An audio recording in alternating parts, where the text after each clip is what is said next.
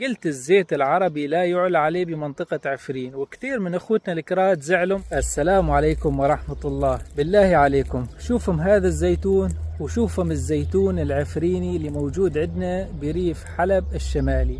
دحقهم هذا الزيتون محطب، شجر محطب، يعني لا بتقليم لا بسقاية لا بعناية لا برش أدوية، يعني الشجرة مهانة آخر إهانة. شايفين داير ما يدوري حطب. بالفترة الأخيرة لاحظت كثير من أخوتنا الكراد يتحسسون من كلامي ويفكرون كلامي بيه عنصرية، وأنا بحياتي ما كنت عنصري، وبحياتي ما كرهت إخواننا الكراد، خاصة الكراد بالذات، لأني هم أبناء بيتي وأبناء منطقتي، وأنا ربيت طفولتي بيناتهم، وإحنا متزوجين منهم ومتزوجين منا، وكل أصدقائي كراد لحد الآن يكلموني اللي مالي شايفهم من 15-16 سنة. يعني نسلم على بعضنا ونحب بعضنا ونكرم بعضنا ونود بعضنا، لأنه إحنا أبناء بلد وحدة وأبناء منطقة وحدة. والشعب الكردي صراحة لا يعني تجحيف ولا أي، يعني شعب محترم، شعب راقي، شعب فهمان. فأنا مستغرب من الناس اللي يحبون يعنصرون كلامي ويعملون فتنة. من كم يوم ذكرت إنه إحنا نسمي الزيت بالزيت العربي.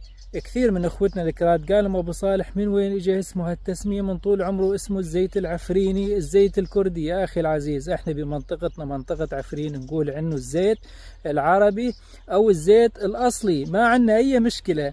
انا طالع من سوريا من 13 سنه تقريبا، كنا نقول اسمه الزيت العربي او الزيت الاصلي، وما بأي مشكله لا بالنسبه للعرب ولا بالنسبه للاكراد. وانا من وقت ان طلعت من 13 سنه حاليا، لما حكيت عن شجرة الزيتون وتكلمت عن الزيت العربي، لاحظت انه بيه عنصرية كثير، وما بعرف انه بعد هاي السنين انه العالم صارت تتحسس من هذا الموضوع.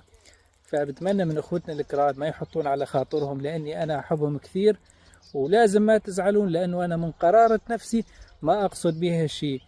انتم اغلبية بهاي المنطقة ما بي مشكلة، ونسبة العرب كبيرة، وانا من ابناء العرب. تعرفون ذكرت لكم بعميرات بجيس ببقارة ببني زيد، بهاي المنطقة كلها عشائر عربية، ومن طول عمرنا احزاننا وحدة وافراحنا وحدة وحبايب واصحاب. فبتمنى ما تعملون فتنة، لانه الفتنة اشد من القتل. تحياتي لكم جميعا، السلام عليكم ورحمة الله.